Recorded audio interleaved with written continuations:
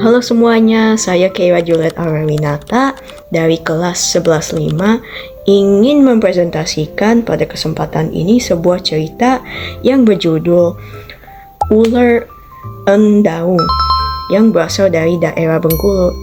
Selamat menyaksikan. Kita mulai cerita kita dengan 3 saudara perempuan, yaitu si bungsu dan kedua kakak perempuannya. Pada suatu hari, ibunya tiba-tiba jatuh sakit, jadi si bungsu memanggil sebuah tabib. Setelah berdiskusi dengan tabib, dia menyimpulkan bahwa hanya ada satu obat yang bisa mengobati penyakit ibu mereka, yaitu sebuah bara ajaib yang hanya dapat ditemukan dalam sebuah goa di atas puncak gunung. Si bungsu dengan rasa ingin menyelamati ibunya yang sangat kuat, dia pun bernekat untuk menaiki puncak gunung itu dan mencari goa tersebut. Ketika dia sudah menemukan goa tersebut yang memiliki bara ajaib, dia tiba-tiba menemui sebuah ular raksasa yang bernama Ular Endaung. Tadinya dia takut, tapi gak taunya ini ular bisa bernegosiasi dengan baik. Jadi setelah bernegosiasi tentang kesepakatan bahwa si bungsu boleh pulang dengan bara ajaib itu dan menyelamati ibunya, tetapi setelah menyelamati ibunya dia pun harus kembali lagi ke goa tersebut dan menikahi ular endaung. Si bungsu pun pulang dan mengobati ibunya. Setelah mendapat doa restu dari ibunya, dia pun kembali ke goa tersebut dalam waktu malam hari. Tetapi yang aneh itu pas dia kembali lagi ke goa, tidak ada ular raksasa pun, malah ada pangeran. Si bungsu ya langsung terkejut lah, soalnya kok bisa ada pangeran bukan ular raksasa.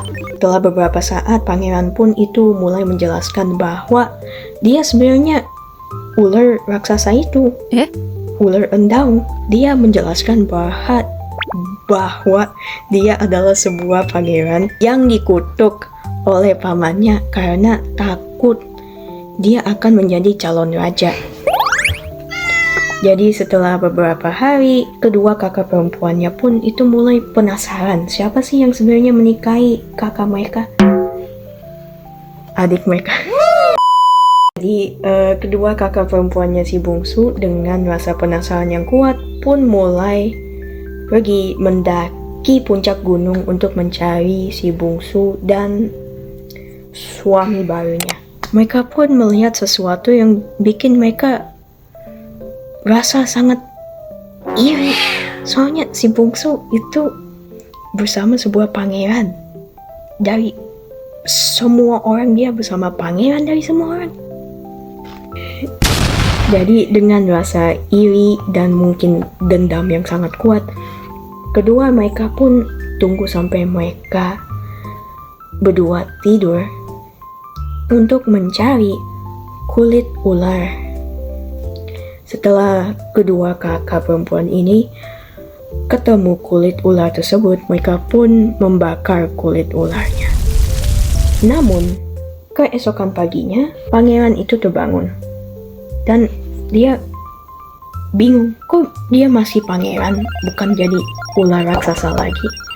Setelah kebingungan itu, dia langsung kepikiran apakah kutukannya sudah gak ada. Dengan rasa yang sangat bahagia, dia pun mulai membangunkan si bungsu dan bercerita tentang hal ini, bahwa dia sebenarnya udah bukan jadi ular raksasa lagi, dia adalah pangeran biasa lagi. Berita yang bahagia ini pun mereka berdua sudah menjadi resmi istri dan suami, dan mereka berdua pun mulai hidup di istana yang megah. Jadi pesan moral dari cerita Ular Endaung bisa disimpulkan jangan mudah beriri hati dengan orang lain. Walaupun mereka lagi bahagia, tentu saja kamu juga harus ikut bahagia dengan mereka. Jangan malah iri tentang kebahagiaan mereka dan mencoba mencelakai orang. Sekian dari saya Kira Juliet Harinata dari kelas 11.5. I'll see you again sometime. Now, signing out.